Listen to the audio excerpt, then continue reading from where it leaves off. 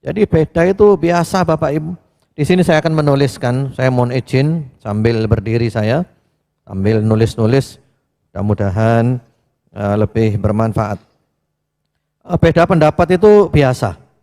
Para sahabat Nabi, mereka beda pendapat, tapi mereka tidak saling menuduh, kamu sesat, kamu ahli bid'ah, kamu kafir, enggak ada. Saya berikan dua contoh, sebenarnya contohnya banyak ya, tapi saya berikan dua contoh saja. Insya Allah mewakili yang lainnya, dua contoh itu.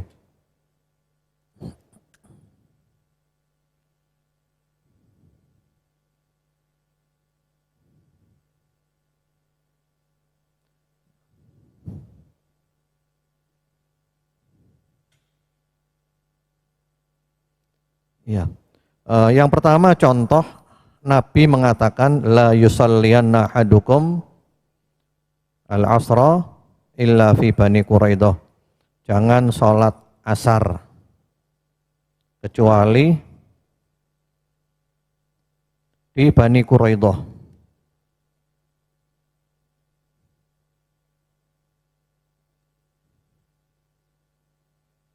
Jadi Nabi mengatakan, Nabi mengirim sahabat pergi ke Bani Quraidah, sebuah wilayah Bani Quraidah. Silakan kalian berangkat ke sana.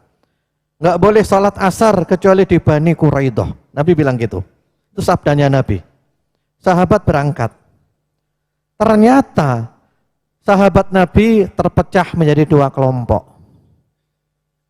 Kelompok yang pertama, sebelum sampai Bani Quraidah sudah masuk waktu asar. Jadi Bani Quraidah masih jauh ya. Ini di sini sudah masuk waktu asar. Maka mereka mengatakan sudah masuk waktu asar, kita sholat asar dulu. Sehingga mereka sholat asar sebelum sampai Bani Quraidah. Kelompok yang satunya lagi mengatakan enggak boleh. Kan Nabi tadi bilang kan, jangan sholat asar kecuali di Bani Quraidah. Kita harus sholat asar di Bani Quraidah. Mereka lanjutkan perjalanan dan mereka sampai di Bani Quraidah waktu Isya. Sehingga mereka sholat asar waktu Isya. Karena mereka berpegang kepada tekstual, teksnya Nabi. Tapi mereka enggak ada yang mengatakan, kamu keliru, kamu sesat, kamu bid'ah, kamu dolalah, kamu finnar. Enggak ada. Padahal ini beda besar loh, ini masalah sholat loh ini. Sholat asar waktu Isya gimana? Ya. Padahal kedua-duanya adalah beristihad dan kedua-duanya tidak sesuai yang Nabi inginkan. Jadi maksudnya Nabi itu, kamu perjalanannya cepat, sehingga kamu sampai di Bani Quraidah pas asar, dan kamu sholat asar di sana. Mereka beda, tapi nggak pecah mereka. Yang kedua, contohnya banyak ya, saya ambil dua, untuk menghemat waktu.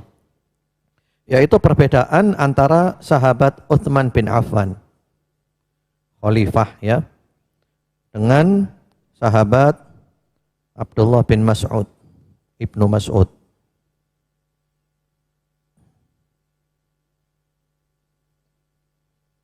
Sahabat Utsman, khalifah yang keberapa beliau? Khalifah keberapa Bapak Ibu? Khalifah keempat ya, bukan ketiga.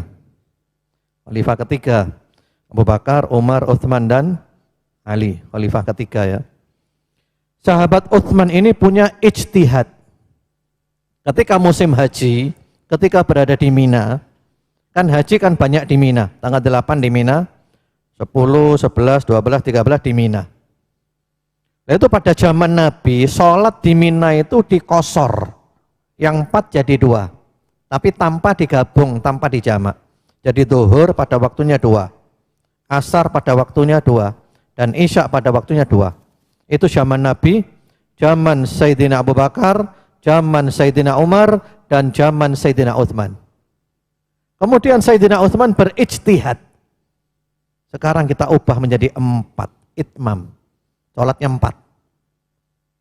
Ditentang oleh sahabat Ibnu Mas'ud. Wahai Utsman, bagaimana Anda sholatnya 4?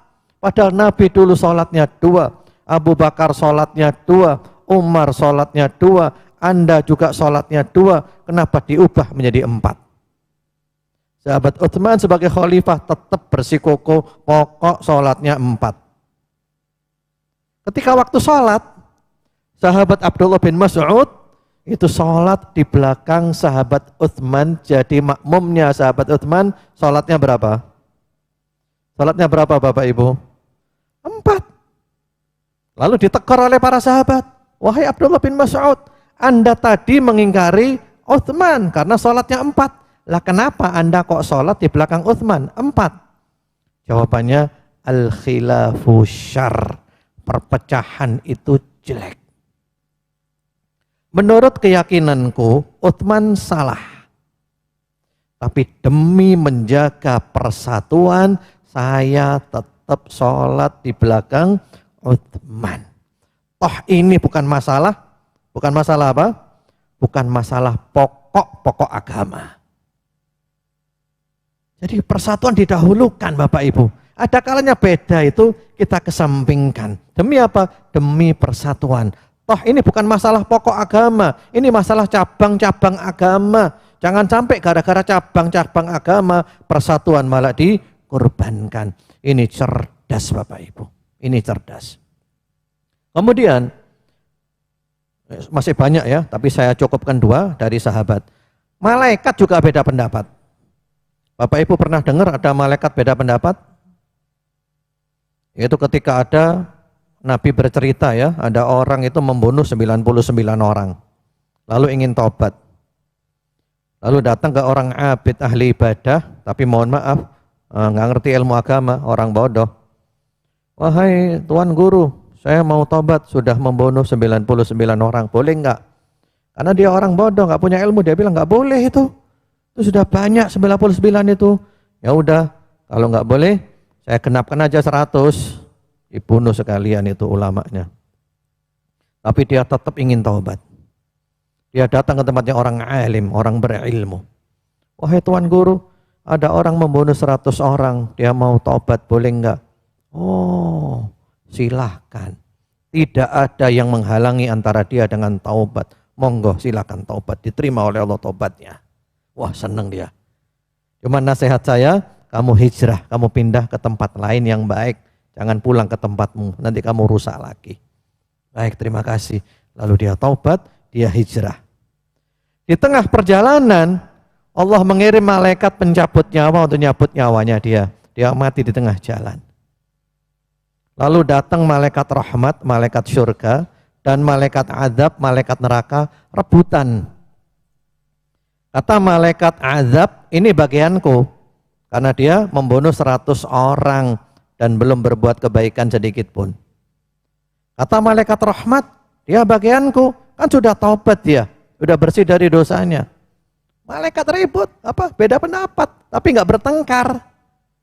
Nah kalau malaikat bertengkar gimana kira-kira Bapak Ibu? Nggak bertengkar. Ya, lalu Allah kirim malaikat yang ketiga, yang mengatakan sudah diukur saja jaraknya lebih dekat mana. Kalau lebih dekat tempat tinggalnya, berarti dia masuk neraka.